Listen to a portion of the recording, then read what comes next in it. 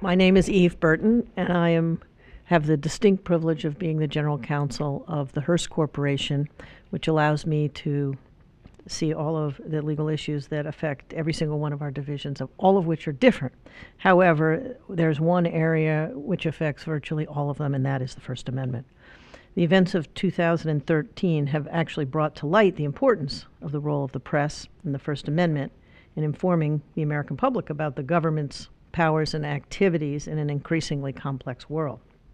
The government and the press both have important roles and responsibilities. Both are rooted in the U.S. Constitution, and we both know that we must coexist.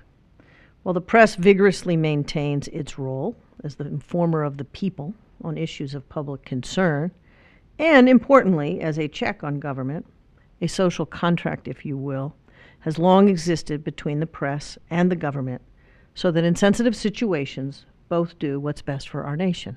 We see that as our mandate.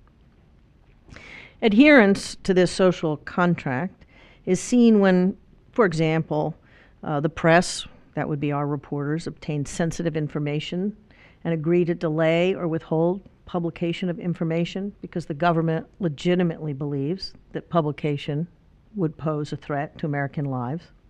And the government, for its part, has traditionally stayed away from forcing our reporters to provide information about confidential sources. But this social contract is predicated entirely on trust and our collective sensitivity when potential exists for intrusion on the other's most fundamental interests.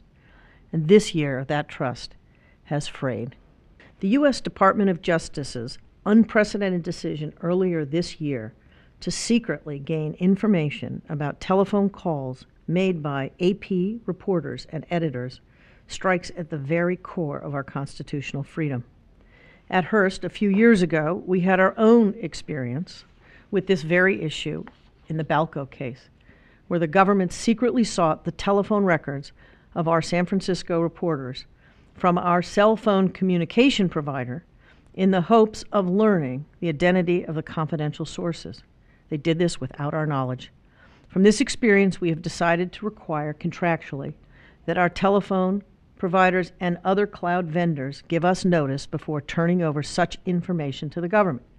With this kind of safeguard in place, we've defended almost 1,000 subpoenas over the last few years, protecting the confidentiality and news-gathering information of all of our newspaper, magazine, and broadcast reporters.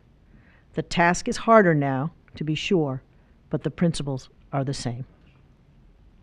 Over the last few years, Hearst has worked very hard with our media partners in hopes of getting legislative relief and a shield law that would assist reporters to keep things confidential and would address the new concerns we've just discussed and protect our journalists in their very important news-gathering work. The proposed law would leave to a judge the responsibility to balance the rights of journalists and their confidential sources so that the public's right to know is protected against the very important law enforcement needs of the government. The important thing is it should judge making the balance in a neutral forum.